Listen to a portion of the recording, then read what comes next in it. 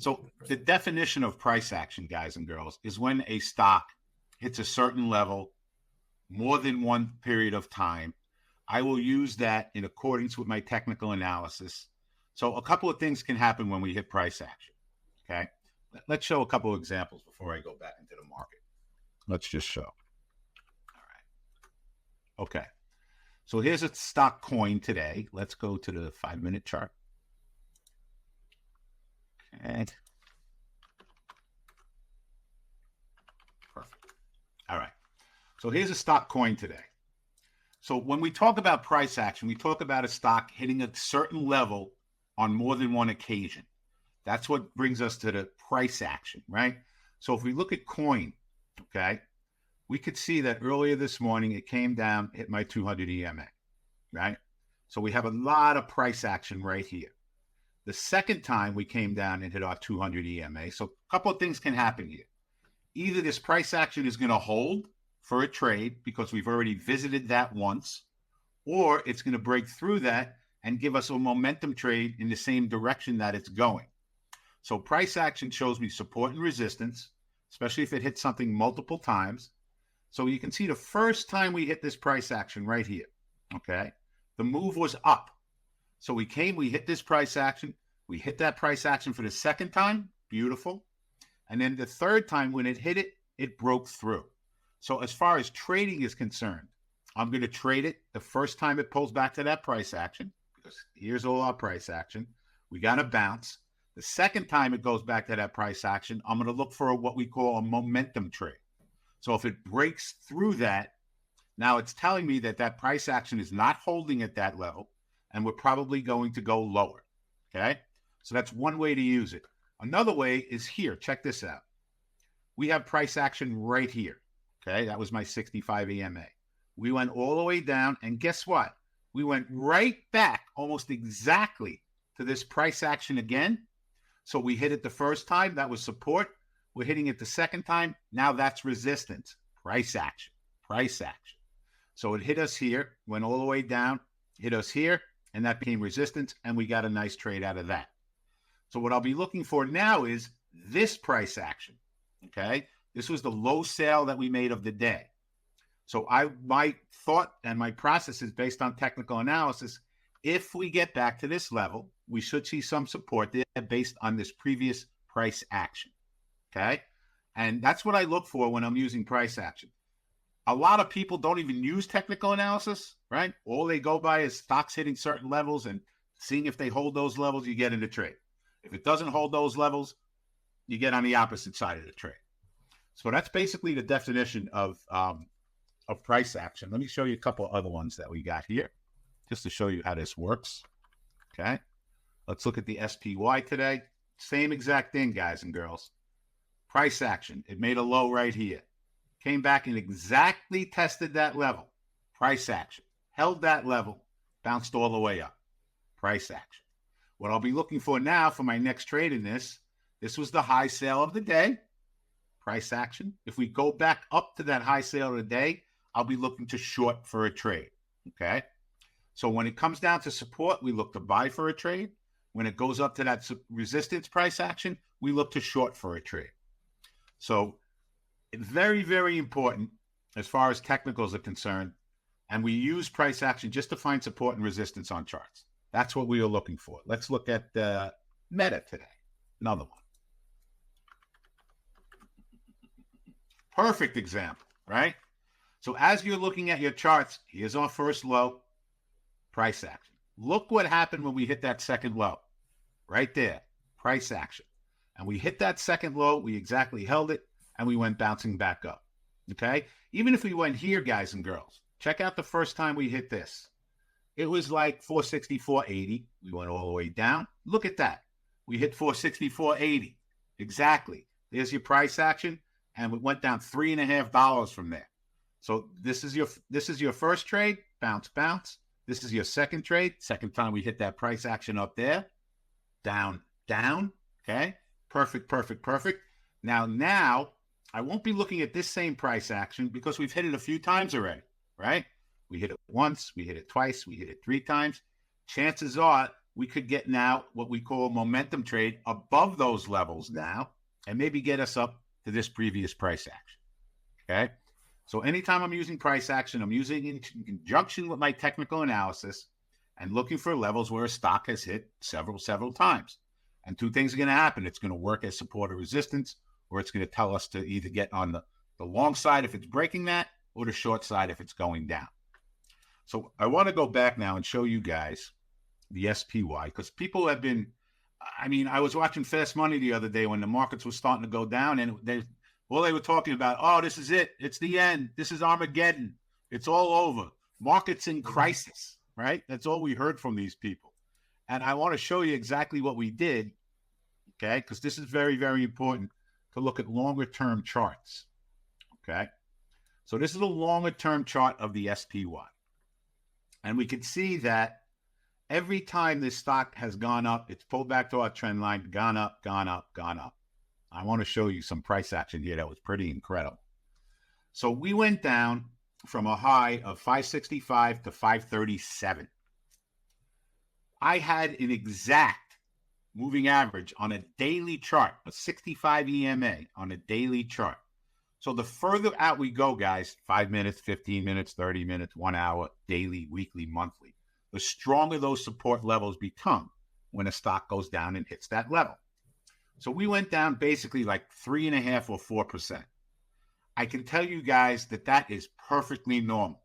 I don't think we had a 2% pullback in the S&P in like 140 days. It was like one of the longest periods of time that we didn't have a 2 or 3% pullback in history. So this was no surprise to any technician in the market. We just got really overboard. But I want to show you something also when we get to this level. Check this out. Is this the weekly one, David? This is a daily. Daily, all right. Okay. But I want to show you this price action right here. Okay. This became a little resistance way back when. This is in June. In June. And we exactly came back, follow my cursor across, to exactly that level that now became support. Right here, all of this, right in this range. That was resistance where we went down a little and then broke out above, and it became support when we pulled back down there. So from a trading standpoint, when this happened, and this happened, what's today, Friday? Tuesday, Monday, Tuesday. This happened on yesterday morning. This exactly hit that level. So when I hit a big level in the SPYs like this, that's when I go to look for stocks that trade with the spiders. And I think the QQQ, let's take a look at that. QQQ got even more oversold, okay? The QQQ broke our 65 on the daily, and now it's kind of just sitting in the middle of everything. But stocks that are related to the spiders, your Apples, your Nvidias, your Teslas, they're all in the S&P 500. If we look at those stocks, okay, on a daily chart, this was very, very beautiful for us in Nvidia.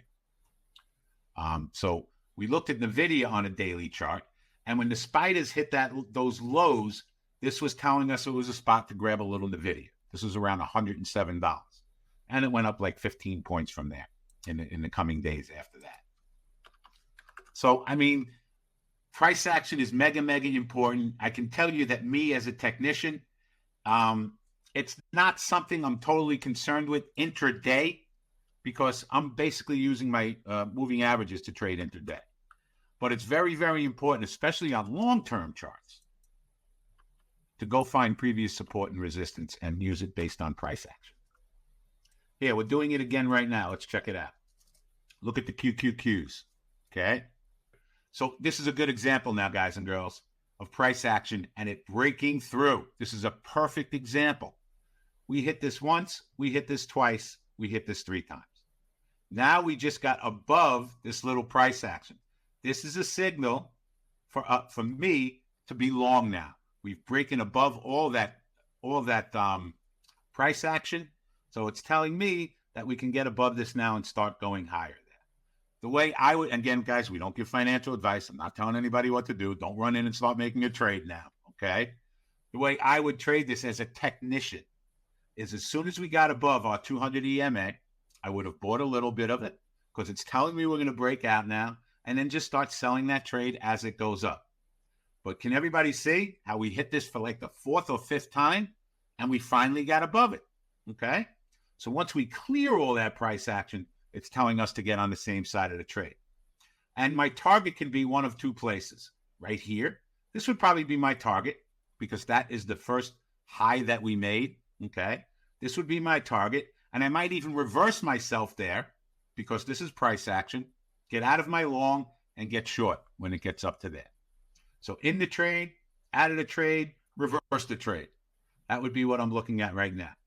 But very clearly, everybody who's here, can you see how we got over that after testing it several times and just took off to the races? That is where we use price action. And again, it's really just another technical that you use is price action. Yeah, I'll go to a daily chart. I'll go to a weekly chart. I'll go to a monthly chart sometimes because what we see on a short-term chart is going to be very different than what we see on a long-term chart. Like we can go back to the SPY. All right, let's go to the daily chart.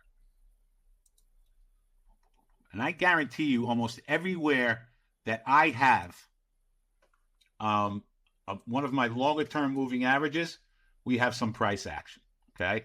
This was our longer-term one. We had some price action there. Now, this is a daily chart. You know, if you look at my next support on a daily chart, it's like 533 all the way down here, okay? Which would be all of this price action. This is on a daily chart. We hit this level right here. All of that would be a tremendous support level, okay? Because we had a bunch of price action here. We go there. Let me see if I can get weekly on here. Let's see. Even better. There we go. Okay, so this is our weekly chart now in the SPY, okay?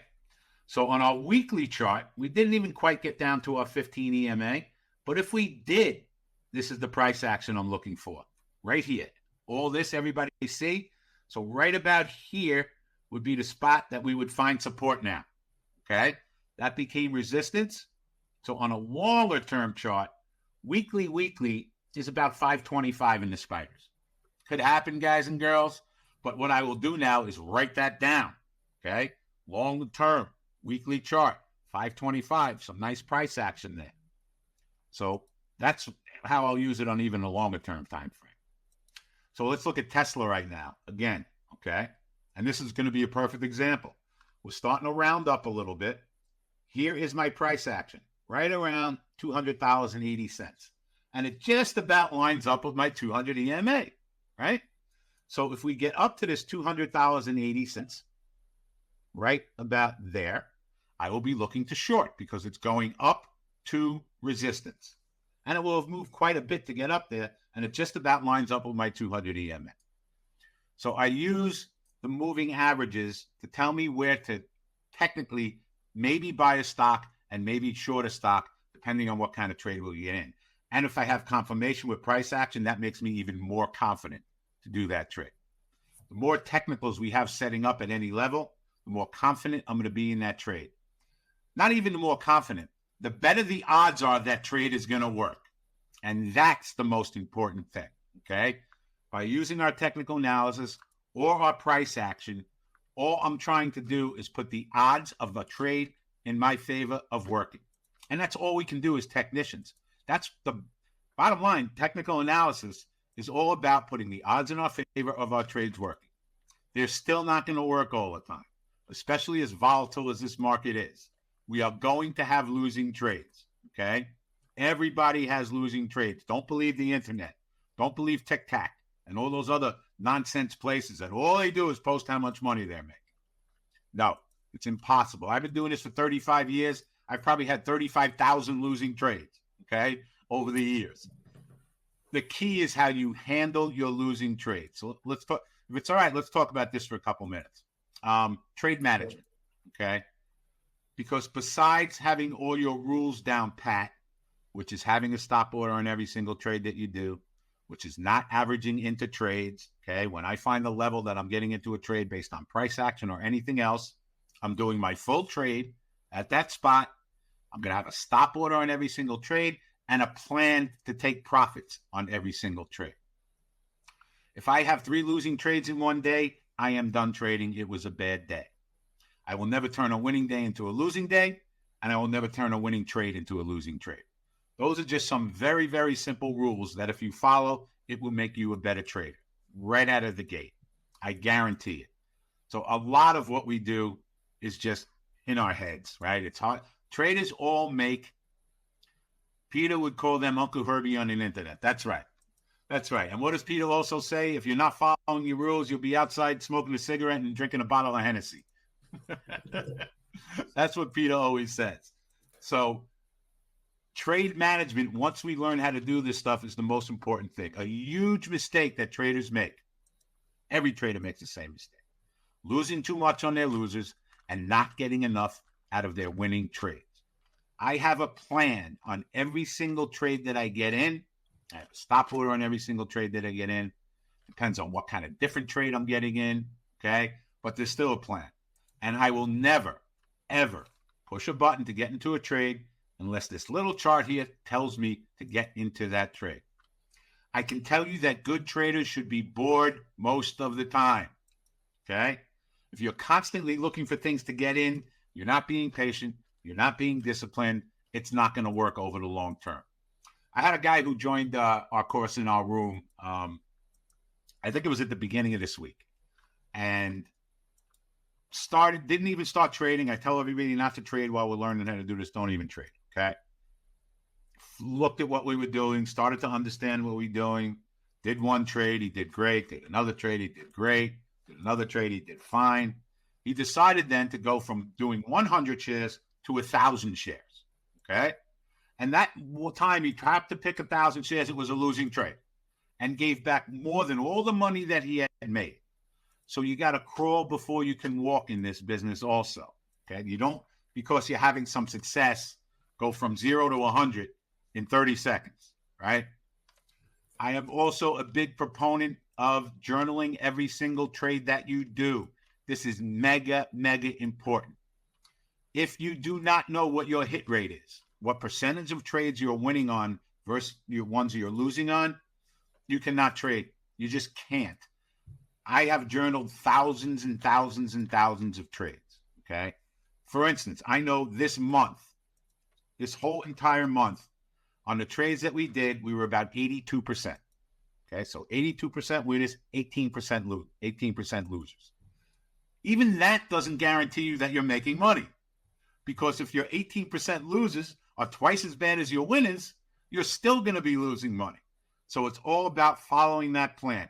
We recognize we're in a bad trade very quickly, and we get out of it. It's going to happen.